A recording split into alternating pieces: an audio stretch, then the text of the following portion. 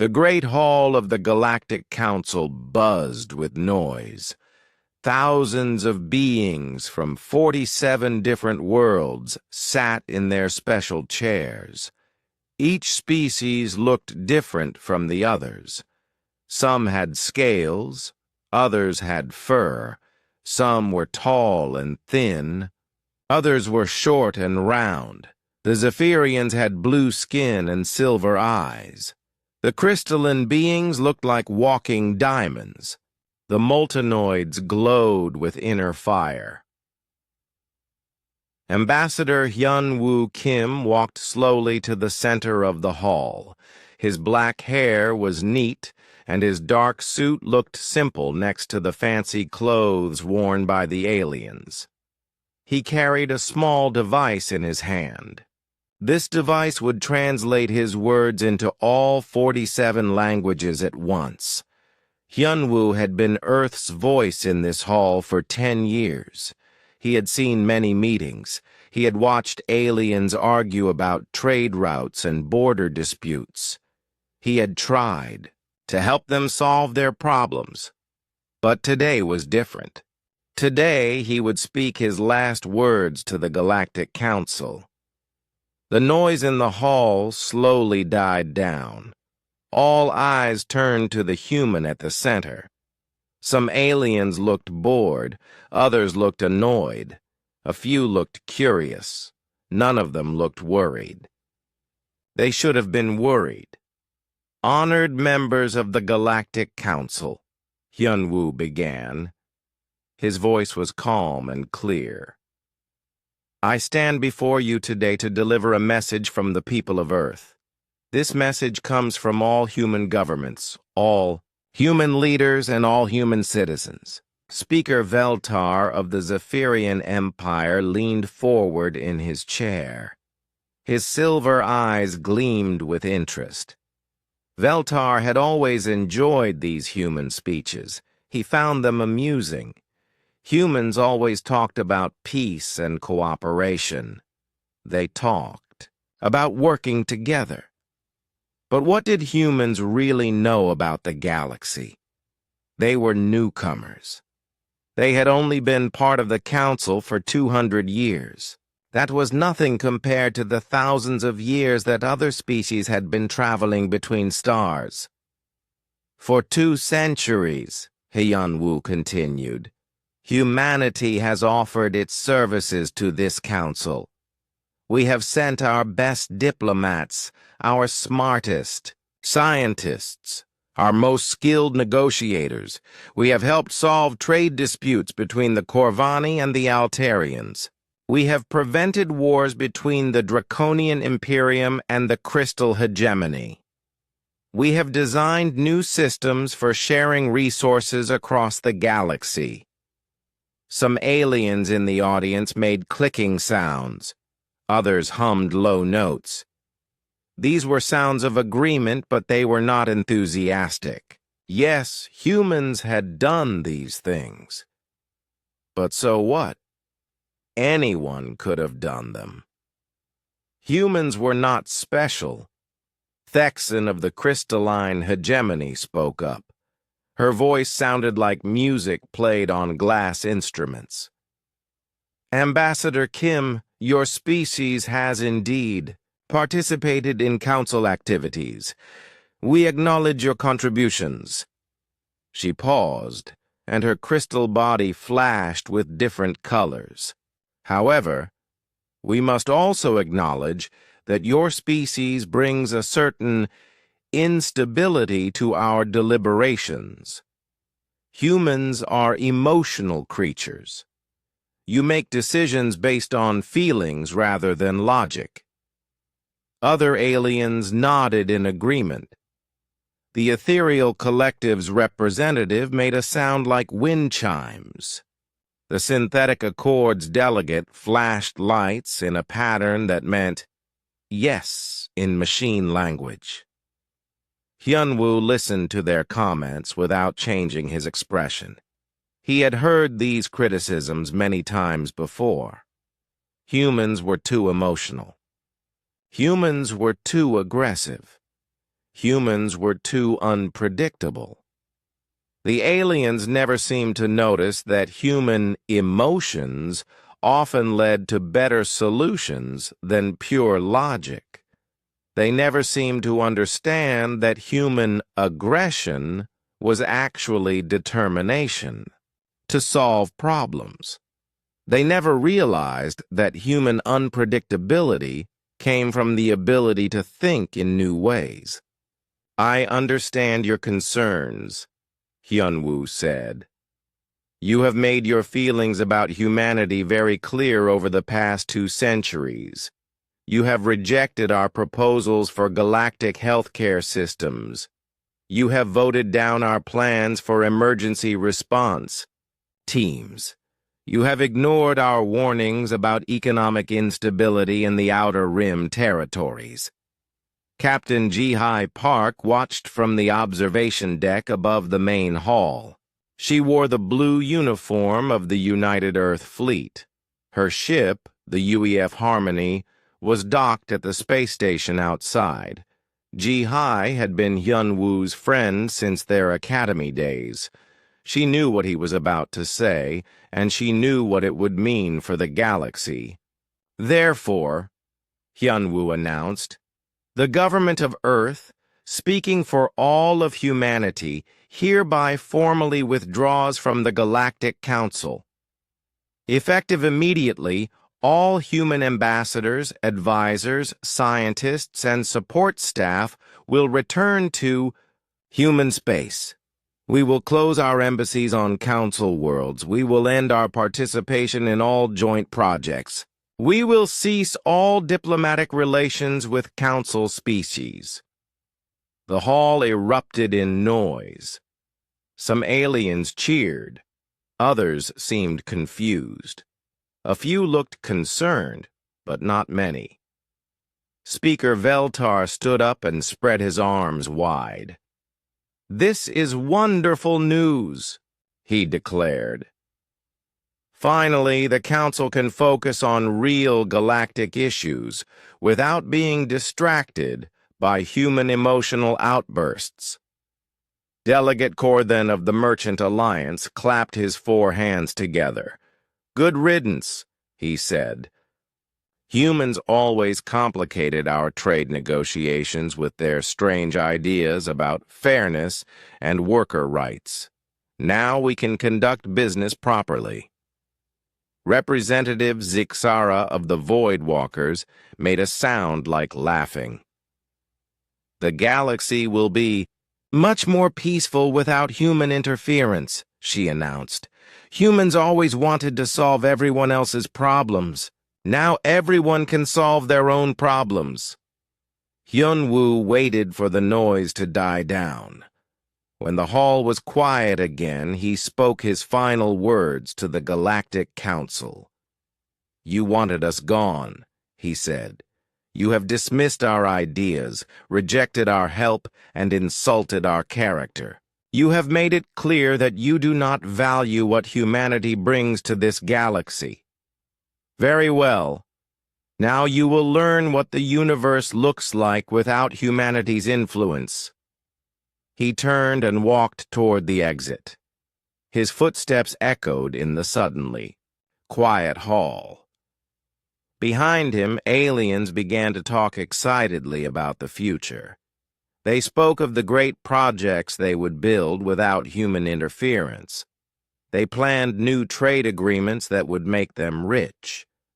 They discussed military alliances that would keep the peace. None of them noticed the worried expression on the face of Dr. Yixolan from the Science Division. She had worked closely with human researchers for 50 years. She knew how often human ideas had solved problems that seemed impossible. She wondered what would happen to the galaxy's research projects without human creativity. None of them saw Administrator Kethmos quietly accessing his computer terminal. He had been reviewing the Council's budget reports. Humans had contributed far more to galactic stability than most species realized. Their withdrawal would leave gaps in dozens of important systems. Captain Ji-Hai Park met Hyun-woo at the docking bay. Together, they boarded the shuttle that would take them to the Harmony. As their ship pulled away from the station, they could see the lights of the council chambers through the viewports. The aliens were still celebrating. "Do you think they'll figure it out in time?" Ji-Hai asked. Hyun-woo shook his head sadly. "No," he said. "They never understood what we really did for them. They only saw the surface. They never realized how much work it took to hold everything together." The Harmony jumped to hyperspace, carrying the last humans away from Galactic Council space. Behind them, 47 alien species continued their celebration. They were free at last from human interference. They could finally build the perfect galactic civilization they had always dreamed of. They had no idea that their dream was about to become a nightmare. 3 months had passed since the humans left the Galactic Council. At first, everything seemed fine. The aliens celebrated their new freedom. They made grand speeches about the bright future ahead. They started dozens of new projects that had been delayed by human interference. The galaxy felt optimistic and energetic. Then the first crisis hit. The Corvani Syndicate and the Altarian Republic had been fighting over mining rights in the Kepler system for over a century. For the past 50 years, their dispute had been managed by human negotiator Minho Lee. Minho had a special talent for understanding both sides of an argument. He could see the real issues behind the angry words. He had created a complex system of shared mining schedules that kept both species happy. Now Minho was gone, and the careful balance he had maintained was falling apart. Admiral Crixavol of the Corvani fleet stared at the holographic display in his command center. The Altarians had just sent their mining ships to asteroid field ZX-447 during what should have been Corvani mining time. According to the old agreement, this was a clear violation, but the agreement was written in human diplomatic language, full of subtle phrases and flexible terms that could be interpreted different ways. "Send a message to the Altarian commander," Crixvall ordered. "Tell him to remove his ships immediately or face the consequences." Captain Delorhin of the Altarian Mining Corps received the message and laughed. The Corvani were always threatening violence. That was their nature.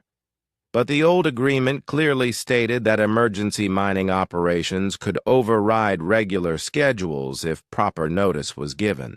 The Altarians had filed their emergency notice 3 days ago. The problem was that they had filed it with the Human Mediation Office, which no longer existed. "Ignore the Corvani threats," Delorhin told his fleet. "We have every right to be here." Within hours, Corvani warships surrounded the Altarian mining operation. Weapons were charged, shields were raised. For the first time in 50 years, the two species faced each other in battle formation. On Kepler 442b, Admiral So Young Choi monitored galactic communications from humanity's hidden observation post. The base was built inside a mountain, invisible to alien sensors.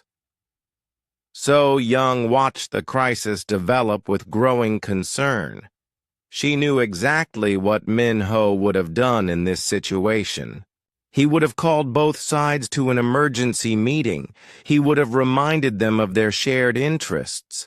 He would have found a compromise that satisfied everyone, but Minho was back on Earth, and the aliens were on their own.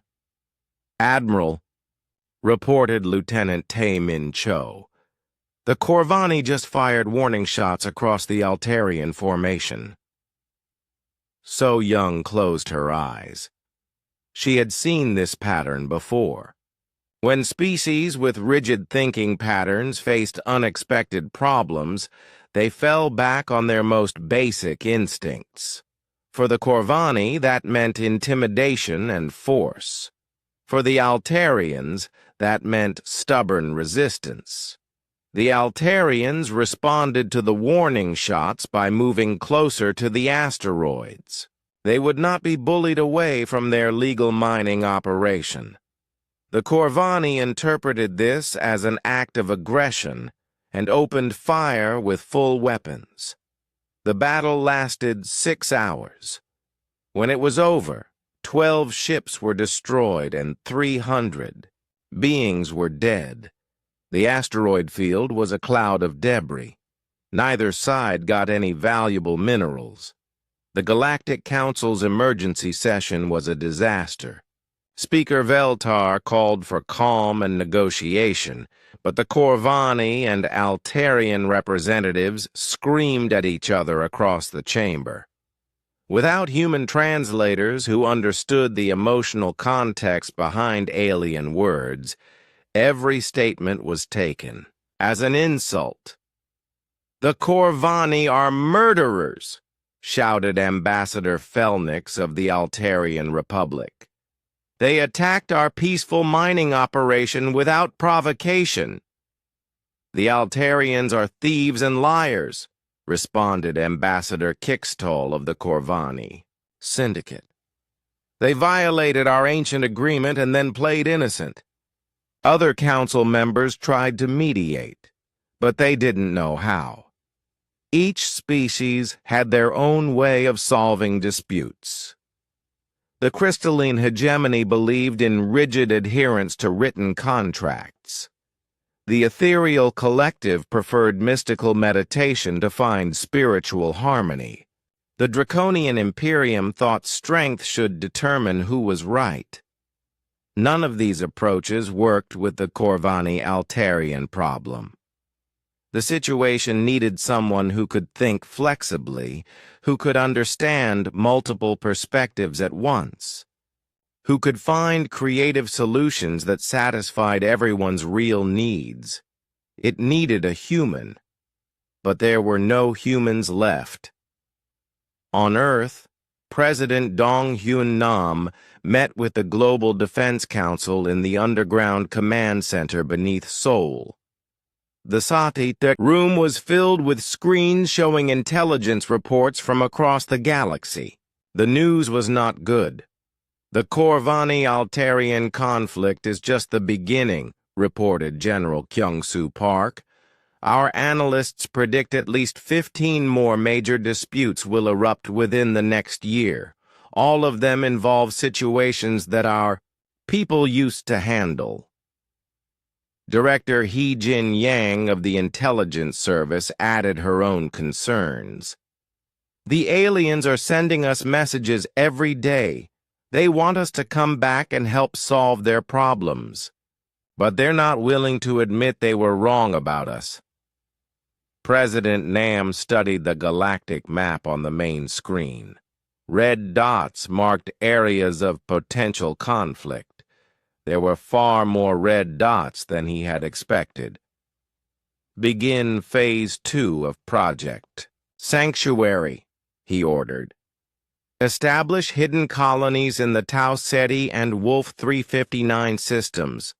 If the galaxy is going to tear itself apart, humanity needs safe places to survive." Colonel Min-Jung Lee, head of the Colonial Defense Force, nodded grimly. "We're already moving families to the secret bases on Kepler 442b and Gliese 581g. The new colonies will be ready for population within 6 months. Back in Council space, the consequences of humanity's withdrawal were spreading like a disease. The Galactic Peacekeeping Force tried to intervene in smaller conflicts, but failed repeatedly. Their commanders had been trained in traditional alien military doctrine, which focused on overwhelming force and clear hierarchies of command. Human military advisors had taught them different approaches over the years. Humans understood guerrilla warfare, psychological operations, and adaptive tactics. They knew how to fight enemies who didn't follow the rules. They could think like pirates, rebels, and desperate civilians. Without human guidance, the peacekeeping force was helpless against unconventional threats. A group of Rimworld pirates destroyed 3 patrol ships using tactics the alien commanders couldn't understand or counter. A rebellion on Proxima 7 spread out of control because the peacekeepers couldn't predict where the rebels would strike next. Dr. Yixo Lan from the Science Division sent another urgent message to Earth. She had been trying to contact her human colleagues for weeks. Her latest research project on quantum biology required the kind of cross-disciplinary thinking that humans excelled at. Without their input, the project was stalled. The message went unanswered, like all the others.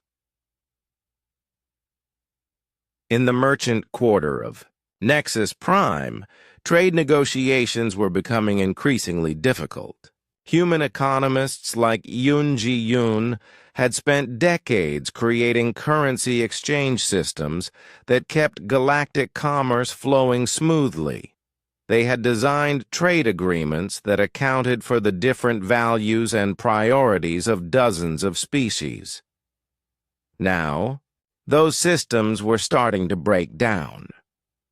The Trilaxian Consortium insisted on payment in rare crystals, but the crystal-producing worlds were having political problems. The Voidwalkers wanted to trade energy cells for food, but they couldn't agree on exchange rates with the agricultural worlds. Every day brought new trade disputes. Every dispute led to delays and shortages. The galactic economy was becoming unstable, and no one knew how to fix it. On the hidden observation post, Admiral So-Young Choi compiled her daily report for Earth Command. The news was consistently bad. The aliens were discovering that their galaxy was more complicated than they had realized. Systems that had run smoothly for centuries were failing. Problems that had seemed simple were revealing hidden complexities. They built their civilization on a foundation they didn't understand, So-Young wrote in her report. They thought the foundation was the technology, the laws, the trade agreements. They never realized that the real foundation was human adaptability and creative problem-solving.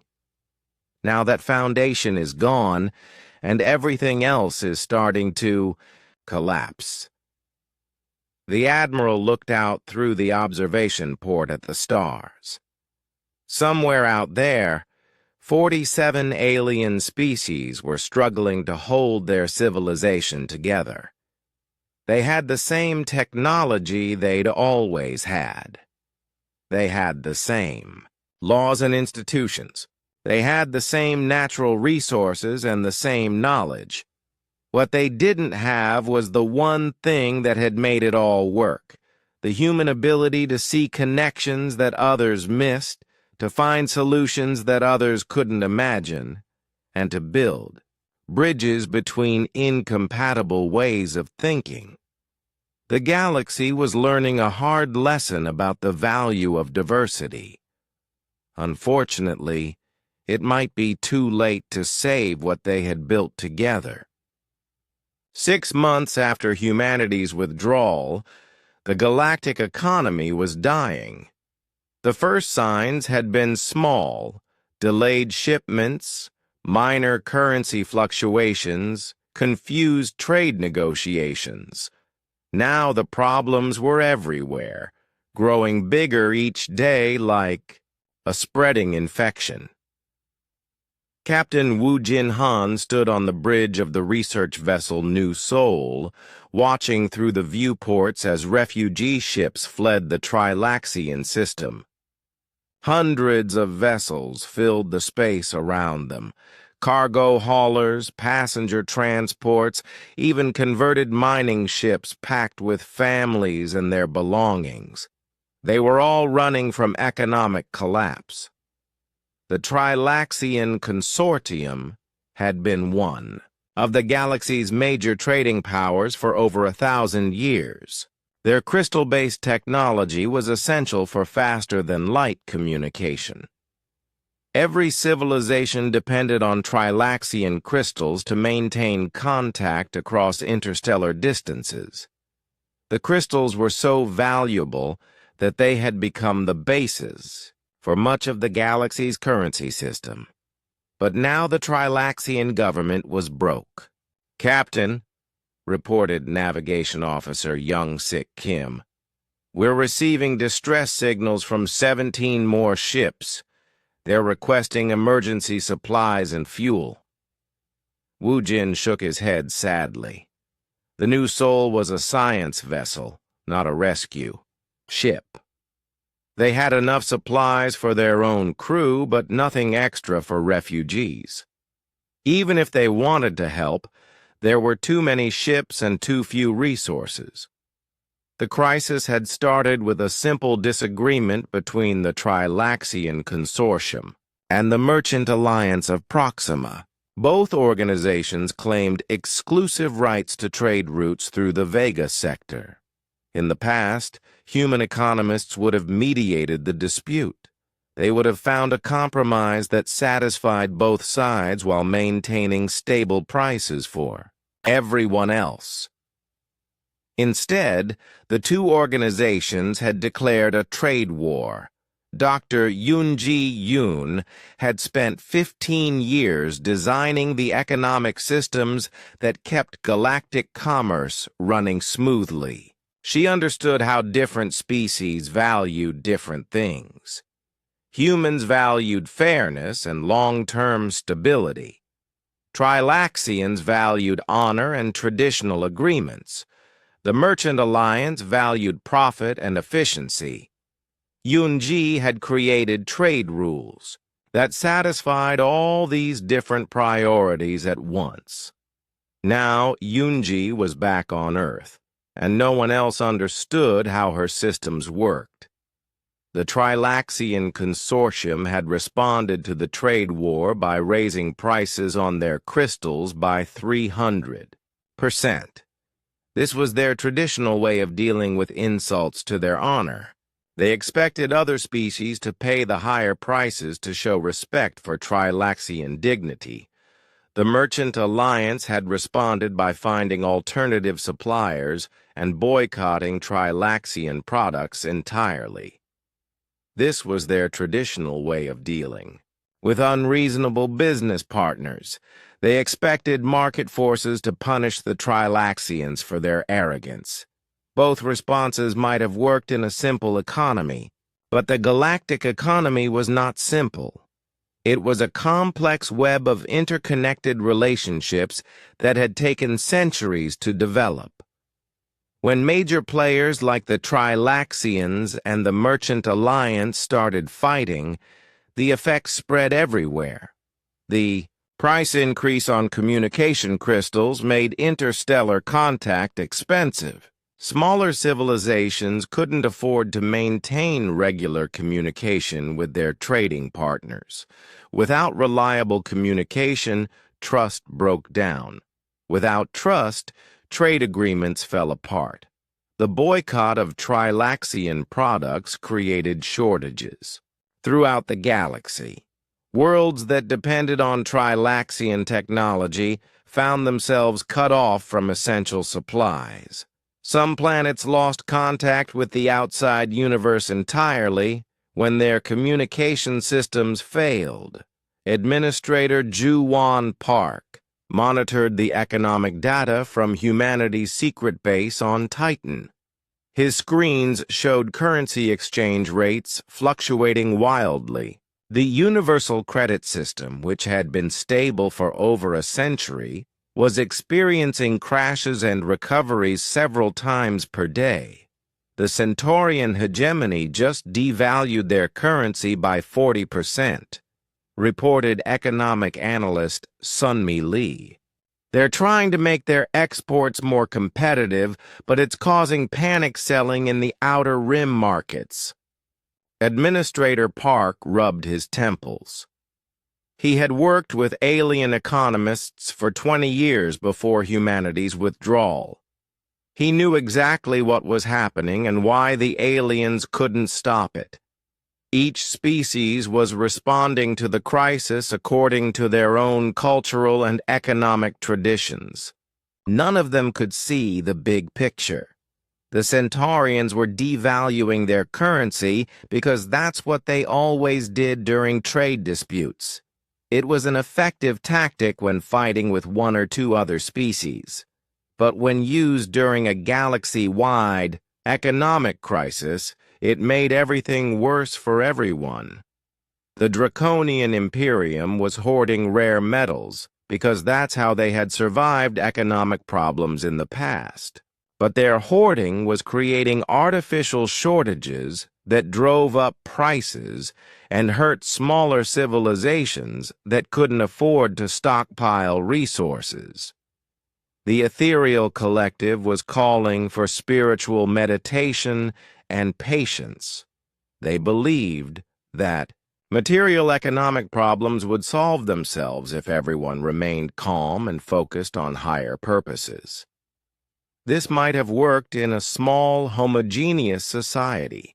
In a complex galactic economy, it was just another way of doing nothing while the crisis got worse.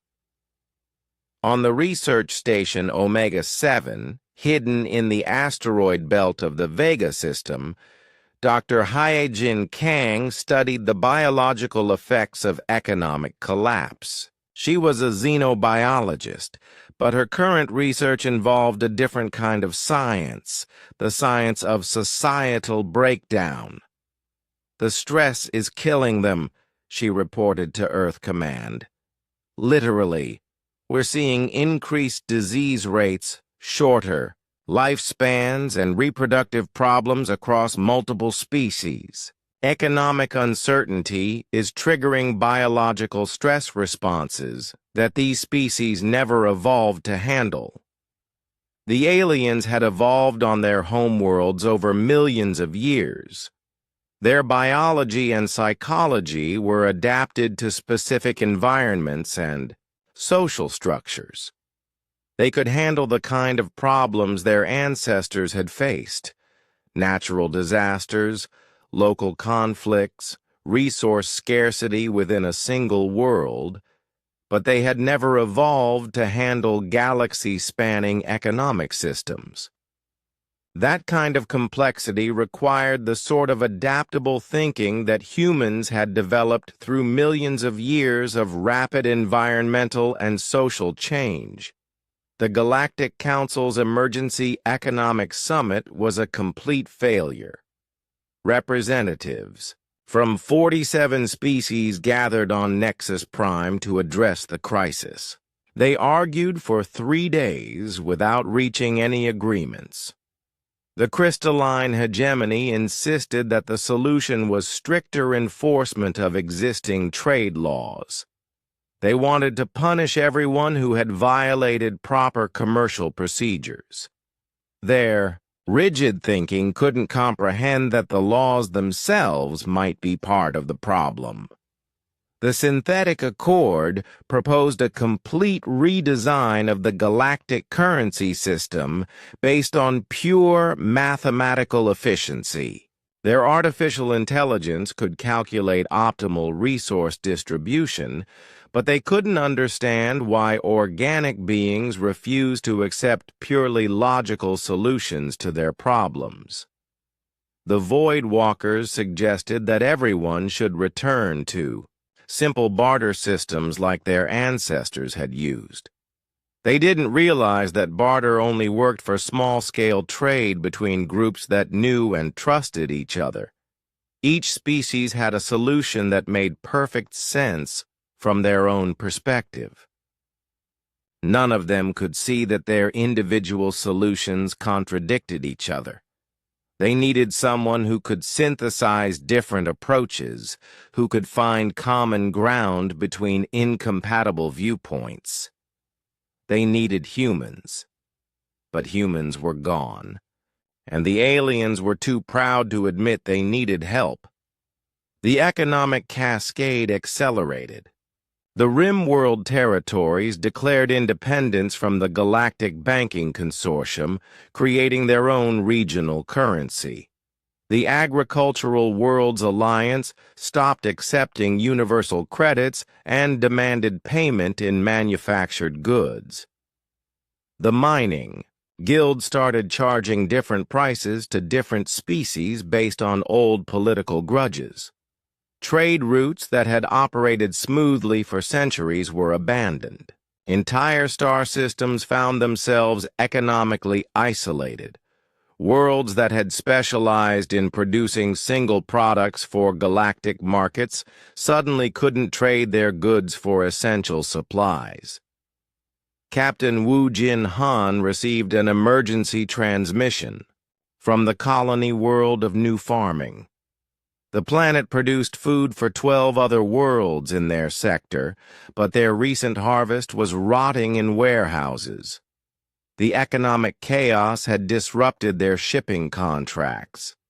They couldn't sell their food, and they couldn't buy the industrial equipment they needed to maintain their agricultural systems. "Please help us," pleaded Governor Zixara in the transmission. "We know humans have withdrawn from galactic affairs, but surely you won't let innocent people starve." Wu Jin wanted to help, but his orders were clear. Humanity was maintaining strict neutrality. They would observe and record what happened, but they would not intervene. The aliens had made their choice when they rejected human participation in galactic civilization. On Earth, President Dong Hyun Nam reviewed the latest economic reports with his cabinet. The data was worse than their most pessimistic predictions. The galactic economy was not just declining, it was fragmenting into dozens of smaller competing systems that couldn't work together. "How long before total collapse?" asked Finance. Minister Seo Jin Cho, Chief Economic Advisor In-ho Kim, consulted his projections. "At the current rate of deterioration, we estimate 18 months before most interstellar trade." Dr. Kyung-min An sat in his office deep beneath the Rocky Mountains, reviewing classified intelligence reports that would have seemed impossible just 1 year ago. The screens around him displayed data from dozens of monitoring stations hidden throughout the galaxy. Every report told the same story. Galactic technological progress had ground to a complete halt. For 3 centuries, the galaxy had experienced rapid scientific advancement. New discoveries happened every month. Breakthrough. Technologies emerged from the combination of different species' knowledge and methods. The rate of progress had been accelerating, leading many scientists to believe they were approaching a golden age of understanding. Now that progress had not just slowed, it had stopped entirely. The latest reports from the Ethereal Collective announced Dr. An's assistant, research coordinator, Bina Yun. Their quantum computing project has been suspended indefinitely. They can't figure out how to integrate their consciousness research with the hardware designs. Dr. An nodded grimly. He had seen this pattern repeated across the galaxy. The Ethereal Collective were masters of studying consciousness and mental phenomena. Their understanding of how thoughts and awareness worked was far beyond what any other species had achieved. But their knowledge was purely theoretical and philosophical. The quantum computers they were trying to build required practical engineering skills. They needed to understand metallurgy, electronics, and manufacturing processes. This kind of knowledge belonged to species like the Moltenoids and the synthetic accord. For the past 2 centuries, human scientists had served as bridges between these different types of knowledge. Humans could understand both the ethereal collectives, theories about consciousness, and the Moltenoids' techniques for working with exotic materials. They could translate concepts from one field to another, finding connections that the specialist species couldn't see. Dr. Sarah Kim had been the lead researcher on the quantum computing project. She had spent 15 years learning to think like an ethereal philosopher while maintaining her training as a practical engineer. Her hybrid approach had been essential to the project's early successes.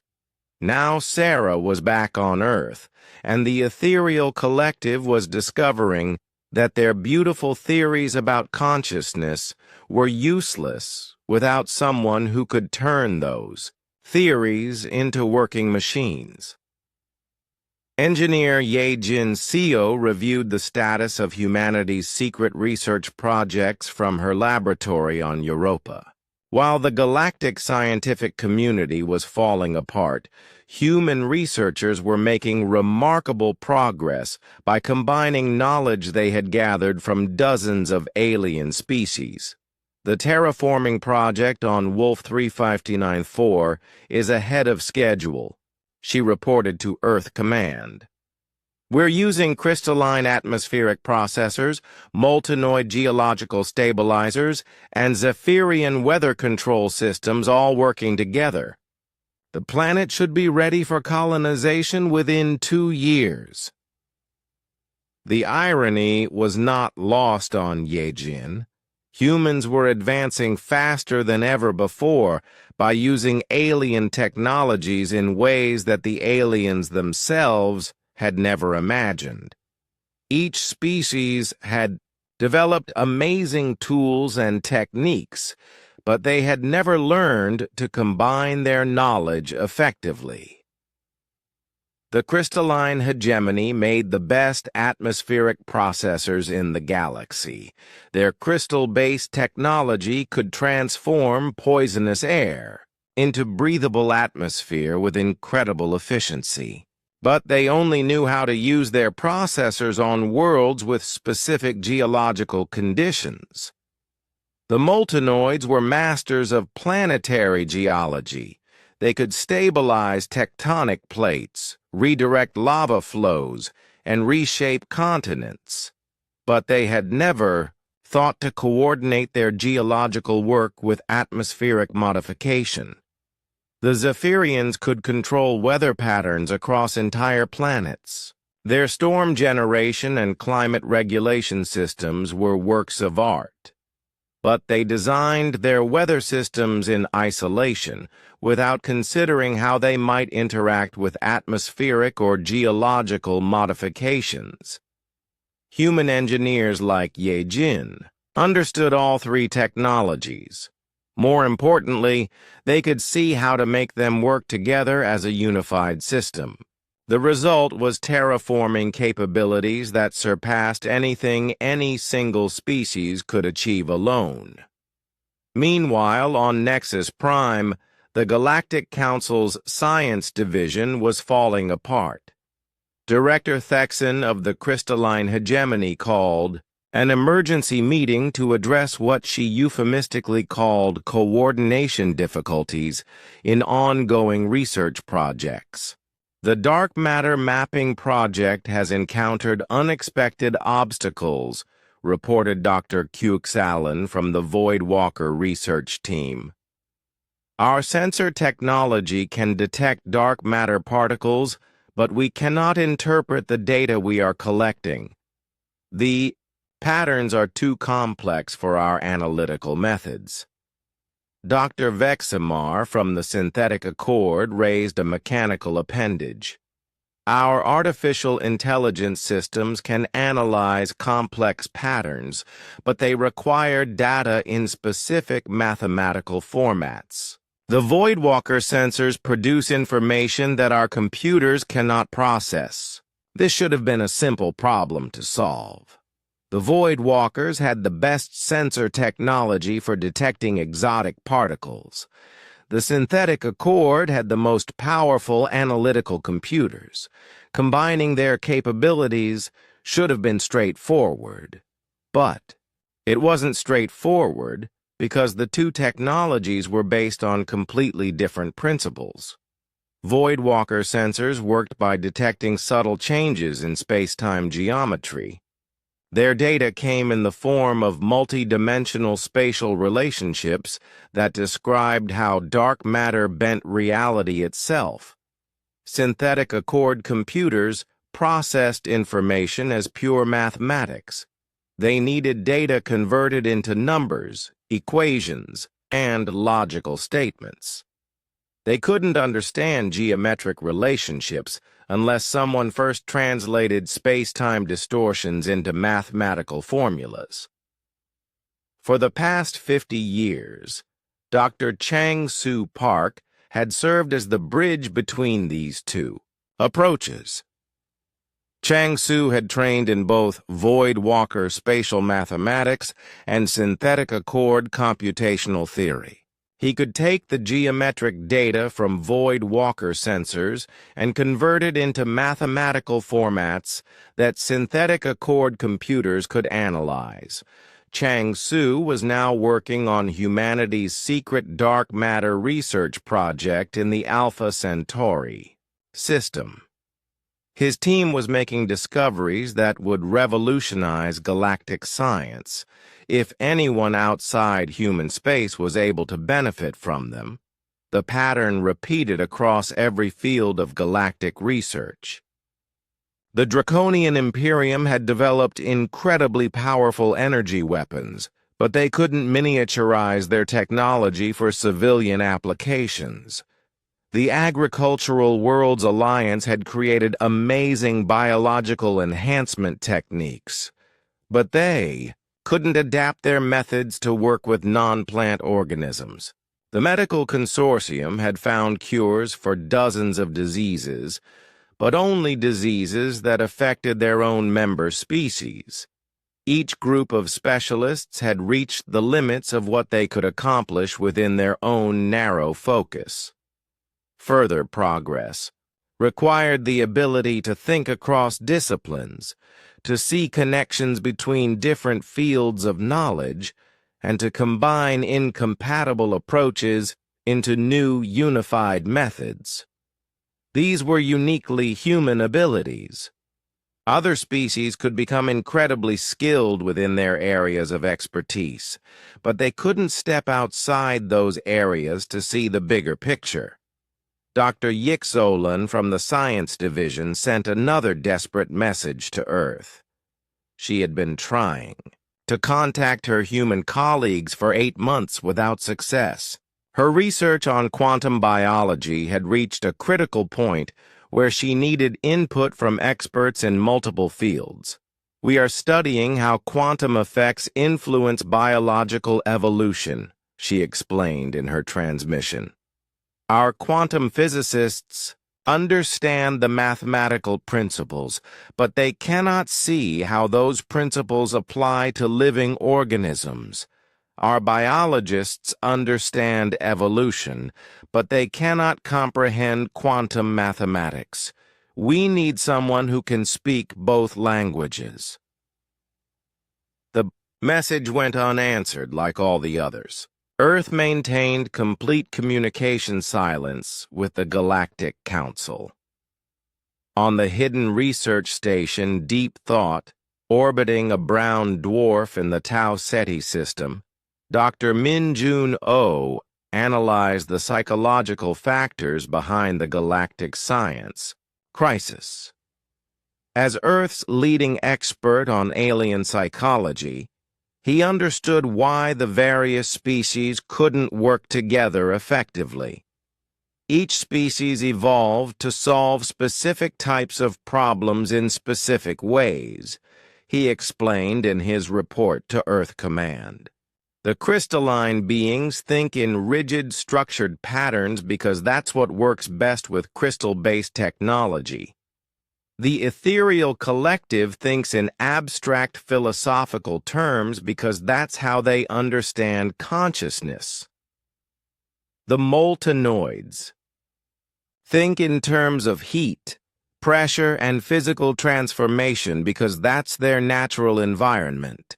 These thinking patterns are not limitations, Dr. O continued. They are evolutionary advantages that made each species successful in their own domains. But they become limitations when species try to work outside their domains or collaborate with others who think differently. Humans evolved as generalists. Our thinking patterns are flexible because we had to adapt to rapidly changing environments and social conditions. We can learn to think like other species when necessary, but we can also step back and see the connections that specialists miss.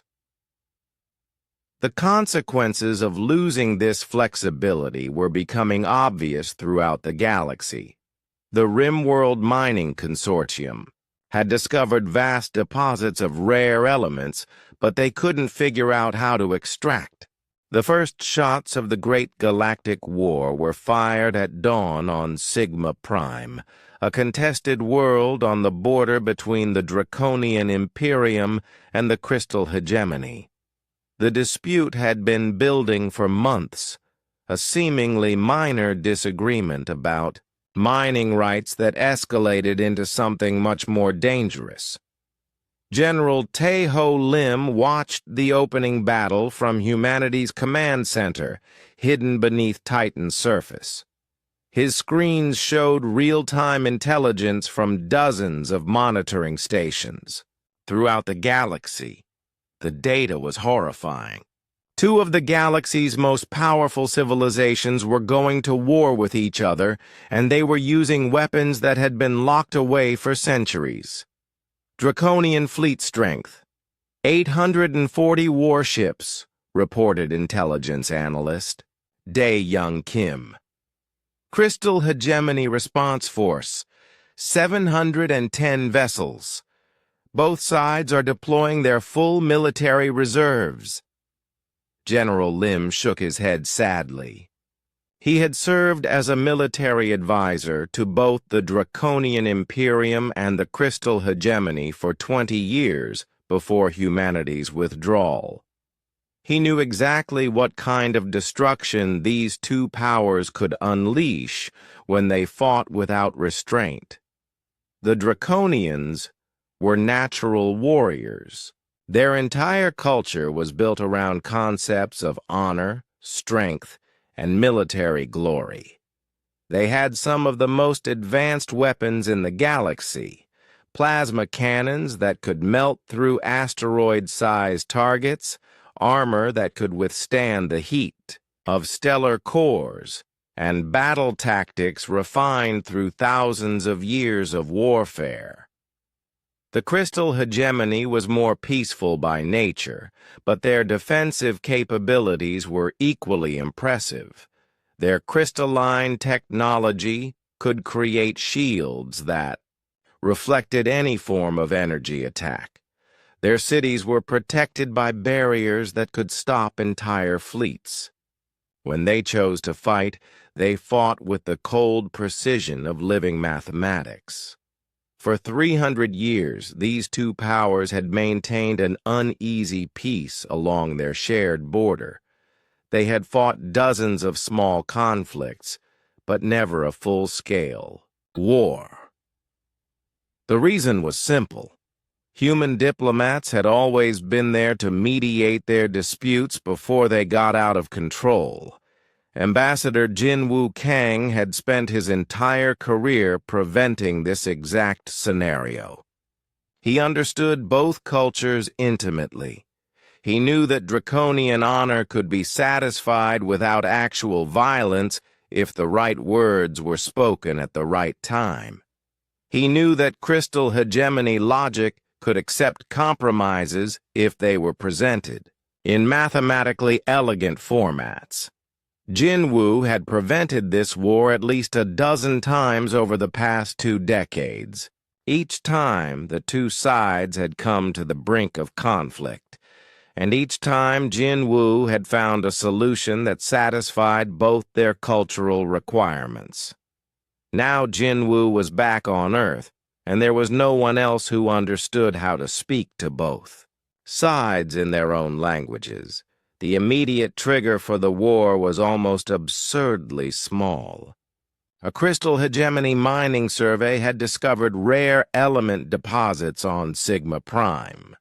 According to galactic law, they had the right to file mining claims on any unclaimed world.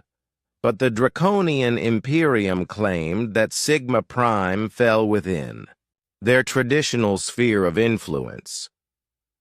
In the past, this kind of dispute would have been resolved through careful negotiation. Human mediators would have found a way for both sides to benefit from the mineral deposits. They might have suggested joint mining operations, or compensation payments, or territorial exchanges that satisfied everyone's interests. Instead, both sides fell back on their most basic cultural instincts. The Draconians saw the crystal mining claims as an insult to their honor that demanded a military response. The crystals interpreted draconian threats as illogical aggression that violated proper legal procedures. Neither side could understand the other's perspective. Neither side could imagine a solution that didn't require the complete surrender of their opponents. The battle for Sigma Prime lasted 3 days and ended with the complete destruction of the planet's surface. Draconian plasma weapons turned crystal formations into clouds of superheated gas. Crystal shield generators created feedback loops that overloaded draconian power systems and caused their ships to explode. When the fighting ended, both fleets had been reduced to scrap metal floating in space around a dead world that no one could use anymore. Commander Sujin Bayek led a covert rescue mission to evacuate human civilians from the war zone. Her stealth ship, the Soul Knight, slipped through the battle lines to reach the research station on Kepler 186F. The station housed 43 human scientists who had been studying alien agriculture techniques. "We need to move fast," Sujin told her team as they docked with the research station. Intelligence reports indicate that both sides are mobilizing their reserve fleets. This conflict is going to spread across half the galaxy. Dr. Sang-Ho Park, the station's director, was reluctant to abandon his research. "We're on the verge of breakthrough discoveries in crop enhancement," he protested. "The work we're doing here could feed billions of people." Sujin understood his frustration, but her orders were clear. "The aliens chose war over cooperation," she said firmly. "We can't save them from their own decisions, but we can make sure human lives aren't wasted in their conflicts." As the Soul Knight carried the evacuated scientists to safety, Sujin watched, the tactical displays showing the expanding war. The crystal hegemony had called upon their allies in the ethereal collective and the synthetic accord. The Draconian Imperium had activated defense treaties with the Multinoid Federation and the Void Walkers. Within weeks, the conflict had spread to include most of the galaxy's major powers. Ancient grudges and territorial disputes that had been suppressed for centuries were suddenly erupting into open warfare. The Galactic Council's emergency session was a complete disaster. Speaker Veldtar tried to call for peace, but the warring factions shouted him down. Without human diplomats to facilitate communication, the council chamber became a battleground of its own. The Draconians are savage barbarians who understand only violence, declared Ambassador Thexan of the Crystal Hegemony. We will not negotiate with terrorists who destroy entire worlds. The crystals are cold-hearted machines who care nothing for honor or justice, responded General Crixavol of the Draconian Imperium. They started this war by violating our ancient territorial rights. Other council members tried to mediate, but they didn't know how. Each species approached conflict resolution in their own way, based on their own cultural values and assumptions. The ethereal collective wanted everyone to meditate and find spiritual harmony. The Merchant Alliance suggested that economic incentives could solve any problem. The agricultural worlds proposed that everyone should focus on feeding their people, instead of fighting. None of these approaches worked because none of the species understood what the others really valued. The Draconians didn't care about economic incentives if their honor was at stake. The crystals couldn't accept spiritual solutions that violated logical principles. The warring parties dismissed suggestions that didn't address their core concerns. Earth President Dong-Hyun Nam convened an emergency cabinet meeting to address the galactic crisis. The situation was worse than anyone had predicted. Military intelligence estimated that the current conflicts would result in the deaths of over 1 billion sentient beings within the next year. They're using weapons that were banned by the Galactic Peace Accords, reported Defense Minister Ji Young-cho. Planet-killer missiles, biological warfare agents, reality distortion bombs, all the terrible weapons that civilized species agreed never to use again. Foreign Minister Eun-ha Park added her own grim assessment. Our diplomatic contacts report that several species are considering genocide as a military strategy. They want to eliminate their enemies completely rather than risk future conflicts. The room fell silent as the implications sank in. The galaxy's civilizations were not just fighting wars. They were trying to exterminate each other. President Nam asked the question that everyone was thinking: should we intervene? The debate that followed was intense and painful. Some cabinet members argued that humanity had a moral obligation to prevent genocide, even if it meant breaking their policy of non-interference. Others insisted that the aliens had made their choice when they rejected human participation in galactic society. We warned them, said Defense Minister Cho. We told them what would happen if they tried to build a civilization without our help. They laughed at us. They called us primitive and emotional. Now they're proving that we were right about the value of human cooperation.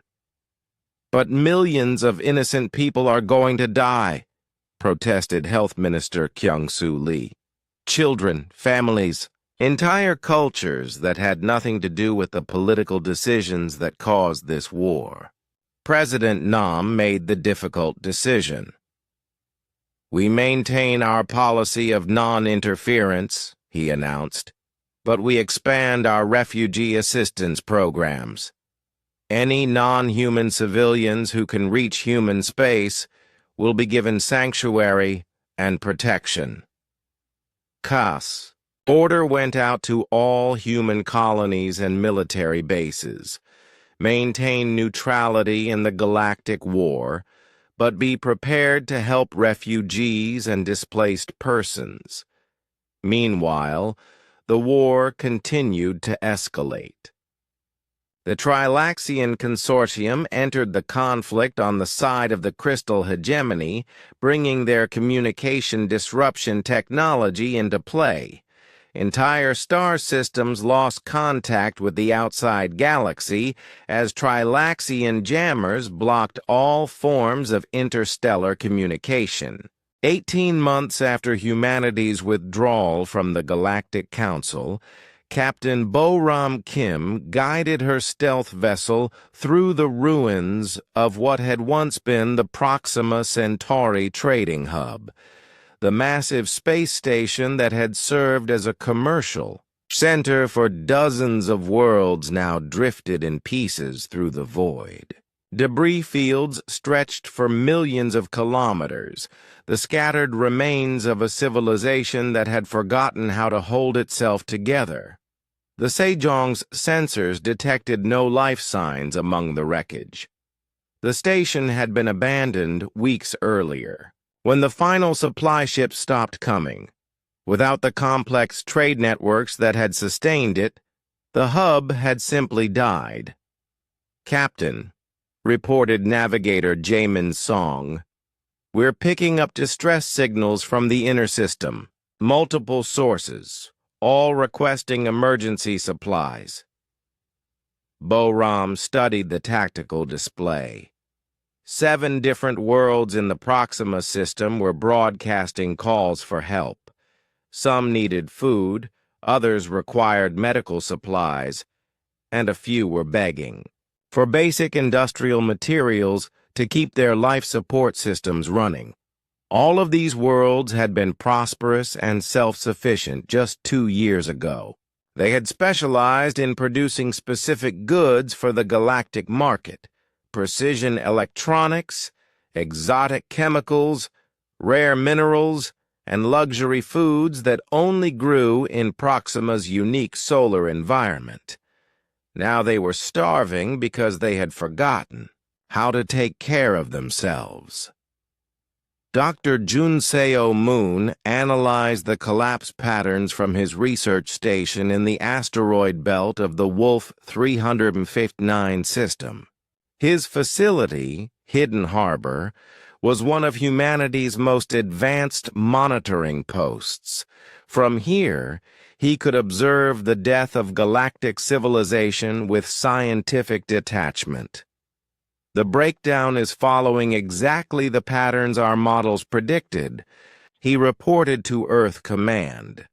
"Specialized worlds that depended on galactic trade networks are experiencing catastrophic system failures.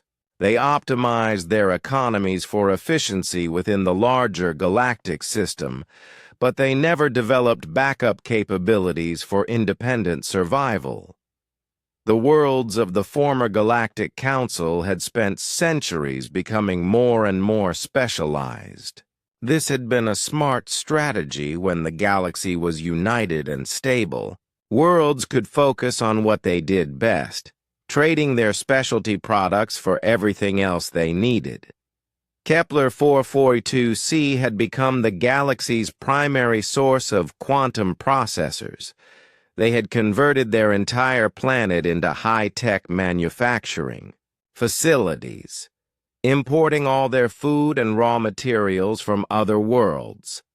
Gliese 581d had specialized in producing rare biological compounds that were essential for interstellar medicine. Their entire economy was based on cultivating exotic organisms that only existed in their planet's unique ecosystem. HD 4307G had become the galaxy's agricultural center, growing food for dozens of other worlds. They had optimized their farming techniques so completely that they could feed billions of people, but they had stopped producing anything except food. This specialization had created incredible efficiency and prosperity when the galactic trade networks were functioning. Each world could focus on its strengths while relying on others to provide what it lacked. But when the trade networks collapsed, the specialized worlds found themselves helpless. Kepler 442c could manufacture the most advanced computer systems in the galaxy, but their population was starving because they had no way to grow food. Their planet's surface was covered with factories and cities, with no room for agriculture. Gliese 500A1D could produce medicines that could cure any disease, but they couldn't repair their failing infrastructure because they had no industrial capabilities. All their manufacturing had been outsourced to other worlds centuries ago. HD 4307G could grow enough food to feed half the galaxy, but their farming equipment was breaking down and they had no way to replace it. They had become completely dependent on importing industrial goods and high-tech components. Each world was rich in some resources and completely lacking in others. In the past, human trade coordinators had managed the complex networks that moved goods between worlds efficiently and fairly. Now, those coordinators were gone, and the worlds were discovering that they couldn't survive in isolation. Admiral Insu Quan intercepted desperate communications between worlds, trying to establish new trade relationships. The conversations revealed how little the aliens understood about the systems that had supported their civilization. "We need food shipments immediately," transmitted Governor Keekstall of Kepler 442c. "We can pay in quantum processors or advanced computer systems." "We don't need computers," replied Administrator Vex Allen of HD 4307G. "We need industrial machinery to repair our farming equipment. Can you manufacture mining robots or construction vehicles?" "No, we only make electronic systems," Kixtall responded. "Can't you trade your food to someone else for industrial equipment, then trade that equipment to us?" "There is no someone else," Vex Allen explained with growing frustration. "The moltenoid industrial worlds are fighting a war with the crystal hegemony. The Trilaxian Consortium has closed its borders. The Merchant Alliance has collapsed. There's nobody left to trade with." These conversations played out across the galaxy as worlds that had been prosperous for centuries suddenly found themselves unable to meet their basic needs. They had all the knowledge and resources necessary to build complete civilizations, but that knowledge was scattered across dozens of different worlds that could no longer communicate or cooperate effectively. The Galactic Council's final session was a pathetic shadow of what the organization had once been. Only 23 of the original 47 member species sent representatives, and half of those were there to announce their formal withdrawal from galactic affairs. Speaker Veltar looked exhausted and defeated as he called the session to order. His once proud Zephyrian empire was fragmenting into dozens of independent city-states that fought each other over dwindling resources. The Council faces unprecedented challenges, Veltar announced to the nearly empty chamber. Communication. Networks have failed across most of the galaxy. Trade routes have been abandoned or destroyed. Member worlds are reverting to pre-spaceflight isolation. Ambassador Thexan of the Crystal Hegemony stood to address the assembly. Her crystalline body, once brilliant and perfectly formed, now showed cracks and discoloration from stress and malnutrition. "The hegemony withdraws from this council," she declared.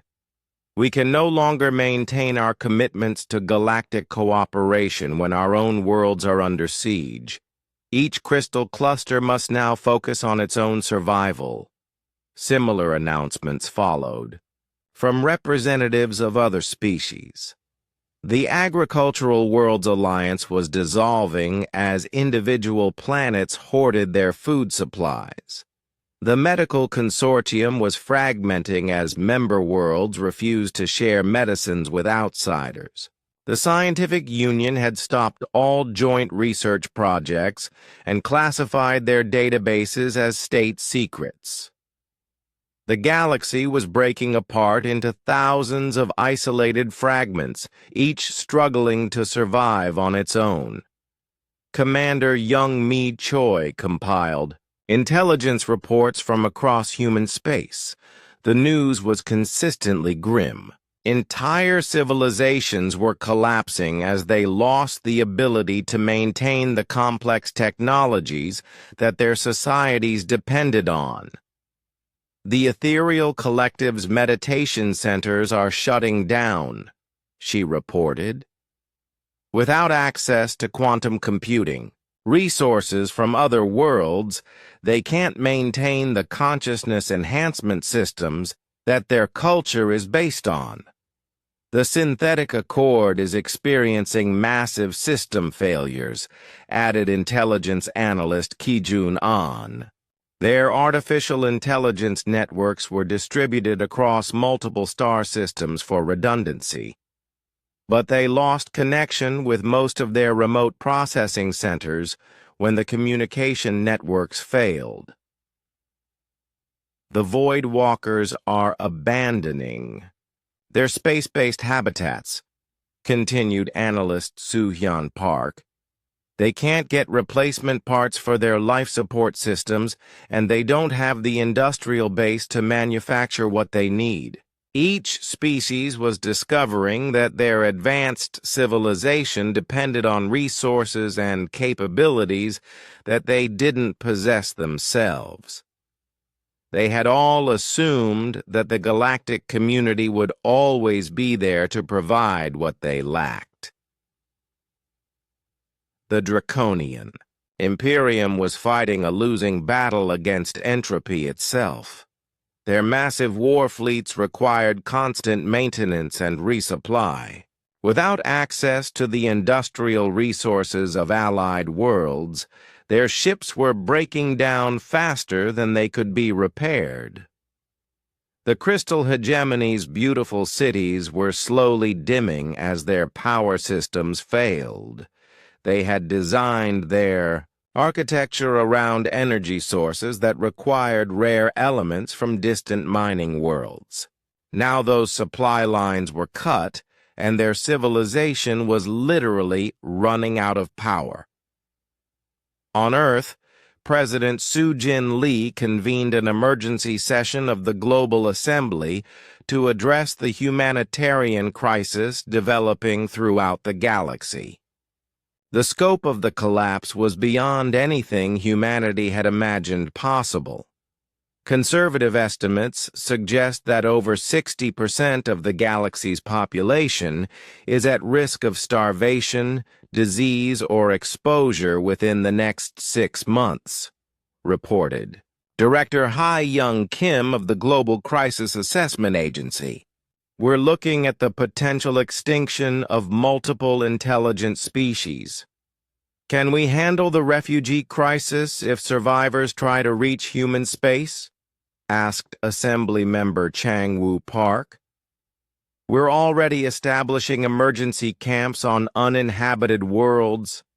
The alien fleet that arrived at the edge of Earth's solar system was nothing like the proud armadas that had once patrolled the galaxy. 57 ships limped through space, their hulls scarred by battle damage and neglect. Some vessels leaked atmosphere through poorly patched holes. Others drifted without power, towed by ships that were barely functional themselves. Admiral Yong-Soo Han observed the approaching fleet from his command center on Luna Base. The ships represented the last remnants of the Galactic Council, survivors, from civilizations that had once commanded thousands of worlds but now controlled nothing more than these damaged vessels. Identification confirmed, reported Communications Officer Da-Un Park. We have ships from 23 different species. The lead vessel is the Zephyrian flagship Eternal Wind, carrying Speaker Veltar. Admiral Han remembered Veltar well. The Zephyrian leader had been one of humanity's harshest critics during the Council years. He had called humans emotional primitives and violent barbarians who contributed nothing but chaos to galactic civilization. Now Veltar was here, hat in hand, begging for human help. "Admiral," continued Communications Officer Park, "the aliens are requesting permission to enter Earth's solar system. Speaker Veltar wants to address the human government directly." Admiral Han consulted his orders. Earth's policy had been clear for 2 years. Maintain strict neutrality and avoid all contact with alien governments. But these weren't really governments anymore. They were refugees representing the shattered remains of galactic civilization. Grant them safe passage to Earth orbit, Admiral Han decided, but maintain full defensive alert. We don't know how desperate they might be.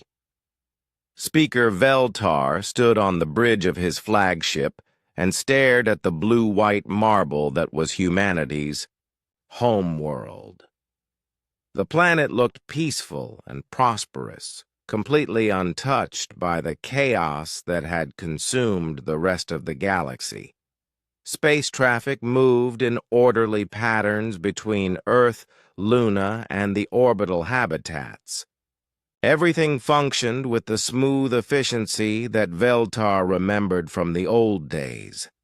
The contrast with his own fleet was painful. His ships were filled with refugees from a dozen different worlds. They had been wandering through space for months, searching for somewhere safe to land. Most galactic ports were closed or destroyed. The few functioning spaceports demanded payment in resources that the refugees didn't have. Only Earth remained as a beacon of stability in a galaxy gone mad. "Open a communication channel," Veltar ordered his communications officer. "Address the message to the leaders of humanity." The transmission that went out from the Zephyrian flagship was broadcast on all frequencies, ensuring that every human listening post would receive it. Veltar's voice, once proud and commanding, now carried the weight of desperation and defeat. "People of Earth," he began, "I am Speaker Veltar of the Zephyrian Empire, representing the surviving members of the Galactic Council. We come before you not as leaders of great civilizations, but as refugees seeking sanctuary and wisdom." President Su-Jin Lee received the transmission in her office in Seoul. She was meeting with her senior advisors to discuss humanity's expanding colony program when the message arrived. The room fell silent as they listened to the alien leader's words. "We know that we have no right to ask for your help," Veltar continued. "For 2 centuries, we dismissed your contributions to galactic society. We rejected your ideas, ignored your warnings, and insulted your character. When you offered friendship and cooperation, we responded with arrogance and contempt. We called you primitive because you showed emotions. We called you violent because you were willing to fight for what you believed in. We called you inferior because your thinking was different from ours. We were wrong about everything." The alien leader's voice began to crack with emotion, something that would have been unthinkable during the proud days of the Galactic Council. The galaxy is dying, and it is our fault. Without your guidance, we could not maintain the civilization we had built together. Our trade networks collapsed because we didn't understand how to coordinate complex economic systems. Our research projects failed because we couldn't work across different scientific disciplines. Our conflicts escalated into wars because we forgot how to find peaceful solutions to our disagreements. President Lee exchanged glances with her advisors. They all remembered the warnings that human diplomats had given during the final council sessions. Everything that Veltar was describing had been predicted by human analysts years earlier. We thought we were superior to you, Veltar admitted. We believed that our specialized knowledge and advanced technologies made us more civilized than humanity. We never understood that civilization is not about having the best tools or the most knowledge. Civilization is about cooperation, adaptability, and the wisdom to see connections that others miss. You tried to teach us these things, but we were too proud to learn. You offered to share your insights, but we thought we knew better. You warned us about the consequences of division and isolation, but we ignored your words. The transmission paused for a moment, and when Veltar spoke again, his voice was barely above a whisper. Now we have learned. We have learned what the galaxy looks like without human wisdom to guide us. We have learned what happens when specialized knowledge is not balanced by flexible thinking. We have learned the price of arrogance and the value of humility. Billions of beings have died because of our mistakes. Entire civilizations have fallen into barbarism. Ancient cultures that took millennia to develop have been destroyed in months. The galaxy that we inherited from our ancestors is gone, and we are responsible for its destruction. President Lee felt a mixture of sadness and anger as she listened.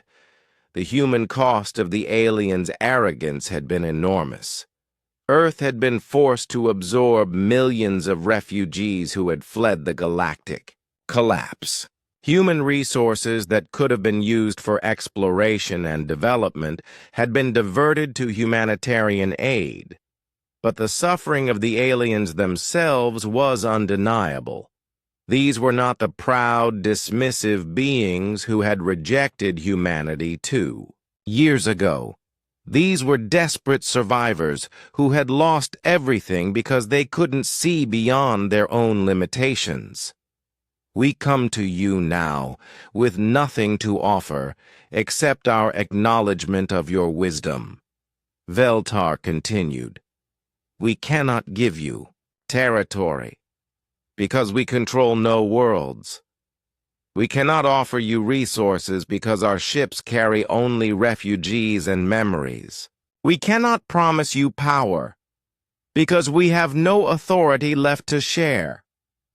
All we can offer is our admission that you were right and we were wrong. Human thinking, human emotion, human adaptability. These were not weaknesses to be scorned, but strengths that held the galaxy together. Without them, everything fell apart. The alien leader took a deep breath before making his final appeal. We ask not for charity, but for the chance to learn. Teach us how to think like humans. Show us how to see connections across different species and different disciplines. Help us understand how to build civilizations that can survive without your direct guidance. We know we have no right to ask for this. We know that our past behavior gives you every reason to refuse. But if you turn us away, the galaxy will remain broken forever. Only humanity has the knowledge and wisdom to help us rebuild what we destroyed. Please, Veltar concluded, give us the chance to prove that we can learn from our mistakes. The transmission ended, leaving President Lee and her advisors in stunned silence. The proud Zephyrian leader had essentially admitted that everything humanity had said about galactic civilization was correct. He was asking not just for aid, but for fundamental re-education in how to think and cooperate. "What do we tell them?" asked Foreign Minister Jun-Ho Kim. President Lee stood up and walked to the window, looking out at the bustling city of Seoul. 2 years ago, this same view had shown refugee camps and emergency shelters as humans prepared for galactic collapse. Now the city was thriving again, but the cost had been enormous. "Convene an emergency session of the Global Assembly," she decided. "This decision is too important for any one person to make. The entire human race needs to decide whether we're willing to trust the aliens again." The debate that followed was unlike anything in human political history.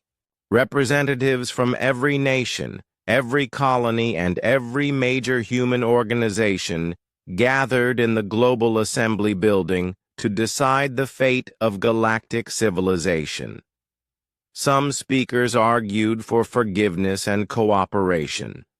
"We have the power to save billions of lives," declared Assembly member Minna Park from the colony world of New Vancouver.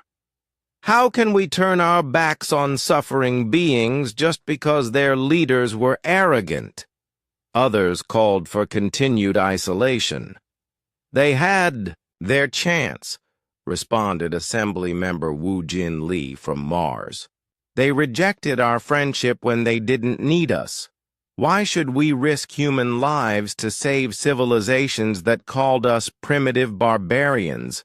Dr. Minjun, Earth's leading expert on alien psychology, provided crucial context for the debate.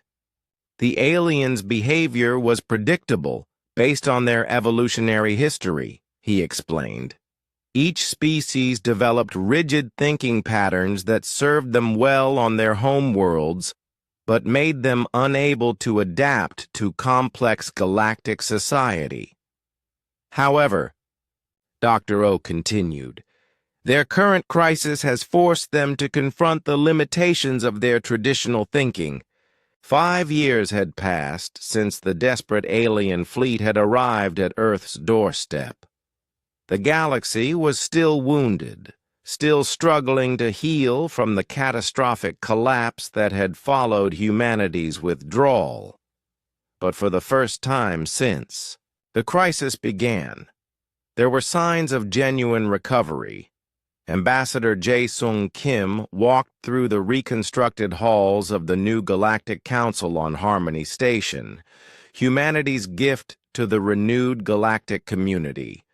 The station was a marvel of cooperative engineering, built using the combined knowledge of 17 species working together under human guidance. Every detail reflected the hard lessons that the galaxy had learned about the value of diversity and cooperation. The council chamber itself was designed to facilitate communication rather than intimidate. Instead of the rigid hierarchical seating of the old council, representatives sat in circular groups that encouraged discussion and collaboration. Translation systems built with human linguistic expertise ensured that not just words, but emotional context and cultural meaning were accurately conveyed between species. Ambassador Kim carried with him the Terra Accords, the document that would define humanity's return to galactic affairs. The negotiations had taken 3 years to complete, with every clause carefully crafted to ensure that the mistakes of the past would not be repeated. The accords were revolutionary in their simplicity. Humanity would provide assistance and guidance to galactic civilization, but as acknowledged equals rather than dismissed servants. Human cognitive abilities in cross-disciplinary thinking and adaptive problem-solving would be formally recognized as essential to galactic stability. In return, each alien species would contribute their own unique expertise and knowledge to the common good. Most importantly, the Accords established the Institute for Interspecies Cooperation, a permanent organization dedicated to teaching the principles that had made humanity so valuable to galactic civilization. Never again would the galaxy forget the importance of flexible thinking and genuine cooperation. Admiral Hyojin Park commanded the first official human relief mission to the war-torn core worlds. Her fleet of 30 ships carried not just emergency supplies, but teams of specialists who would help rebuild the shattered infrastructure of galactic civilization. The journey to the core worlds was sobering.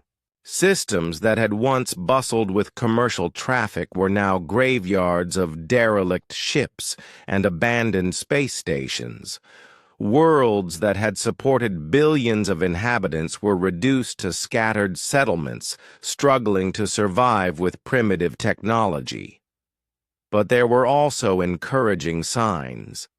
On Kepler 442c, human agricultural specialists were working with local engineers to establish sustainable food production systems.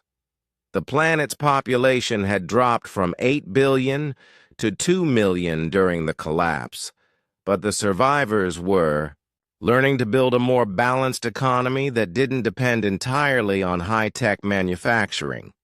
On Gliese 581d, joint human-alien research teams were developing new medical technologies that combined the planet's unique biological resources with synthetic manufacturing capabilities provided by other worlds. The devastating plagues that had swept through refugee populations were finally being brought under control. The Draconian Imperium had been one of the hardest-hit civilizations. Their proud warrior culture had not adapted well to the chaos and uncertainty of galactic collapse. But under human guidance, Draconian leaders were learning to channel their natural aggression into constructive purposes. General Krixavol, who had once commanded fleets in the devastating Galactic War, now led reconstruction efforts on dozens of damaged worlds. He was learning that true strength came not from defeating enemies, but from building alliances and solving problems that seemed impossible.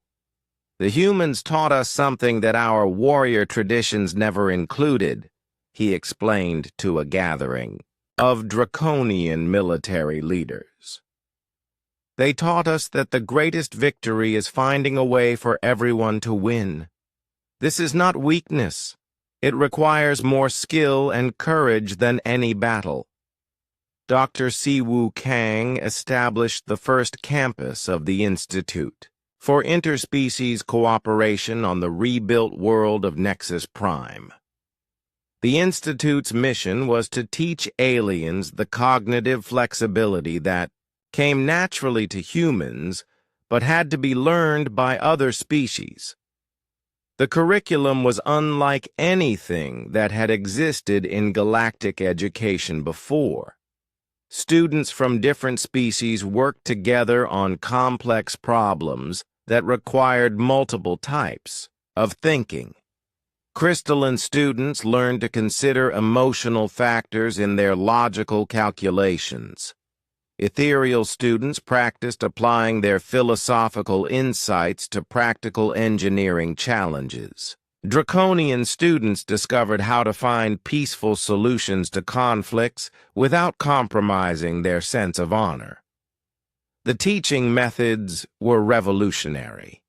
Instead of lecturing from rigid syllabi, human instructors used adaptive techniques that responded to each student's cultural background and learning style.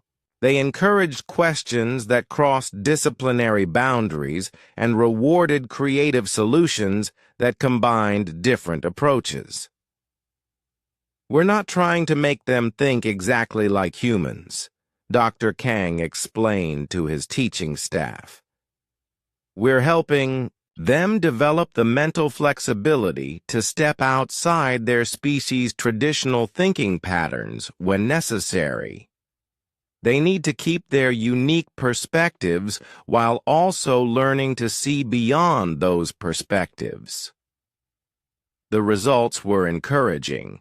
Alien students who completed the Institute's programs showed dramatically improved abilities to work across cultural and disciplinary boundaries.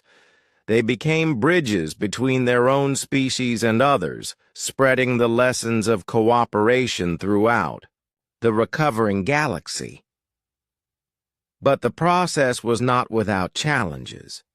Some alien groups resented having to learn from the species they had once considered inferior. Traditional leaders worried that exposure to human thinking patterns would weaken their cultural identities. Conservative factions argued that the old ways had served their species well for millennia and shouldn't be abandoned just because of one crisis. The crystalline purist movement was particularly vocal in their opposition. "We are losing our crystalline essence," declared their leader, Prime Lattice Kexthera. "Our young people think in curves and compromises instead of pure geometric logic. We are becoming contaminated with human irrationality." Similar movements existed among other species. The Draconian Honor Guard insisted that cooperation was just another word for surrender. The Ethereal Isolation Council claimed that interaction with material-focused humans was corrupting their spiritual purity. These groups remained minorities, but they served as reminders that the galaxy's transformation was fragile and incomplete. The lessons of cooperation had to be constantly reinforced and defended against the gravitational pull of old prejudices and comfortable isolation. President Jin Young Park of Earth addressed these concerns during the 5th anniversary celebration of the Terra Accords. Her speech was broadcast throughout the galaxy, reaching billions of beings who were still struggling to understand their new reality. "We do not ask you to abandon your cultural identities," she assured her galactic audience. "The diversity of thought and approach that makes each species unique is one of our greatest strengths. What we ask is that you remain open to learning from others and contributing to solutions that benefit everyone. The galaxy we are building together is not a human galaxy or a crystalline galaxy or a draconian galaxy. It is a galactic community where every species' gifts are valued and every species' limitations are compensated by the strengths of others." The rebuilding process was slow and often frustrating. Entire industrial systems had to be reconstructed from scratch. Communication networks that had taken centuries to develop were replaced with new designs that incorporated lessons learned from the collapse. Economic systems were redesigned to be more resilient and less dependent on single points of failure. But progress was undeniable. Trade routes that had been abandoned for years were reopening. worlds that had been isolated. Since the collapse were reconnecting with the galactic community. Scientific research that had stagnated was accelerating again as different species learned to combine their expertise effectively. The Trilaxian Consortium and the Merchant Alliance, whose trade war had triggered much of the economic collapse, signed a comprehensive cooperation agreement based on human-mediated negotiations. The agreement didn't just resolve their original dispute, it established new frameworks for preventing future conflicts through early intervention and flexible problem-solving. The war between the Draconian Imperium and the Crystal Hegemony officially ended with the Treaty of New Harmony. Both sides agreed to transform their military installations into joint research facilities focused on beneficial technologies. Former enemies now worked side by side to develop better farming techniques, improved medical treatments, and more efficient manufacturing processes. Captain Hyunwoo Kim, now Director of Human Galactic Relations, stood once again in a council chamber addressing representatives of dozens of alien species. But this time, the atmosphere was completely different from his farewell speech 5 years earlier. The aliens listened with respect and attention. They asked thoughtful questions and offered constructive suggestions. When disagreements arose, they looked for compromises and creative solutions rather than simply asserting their positions more loudly.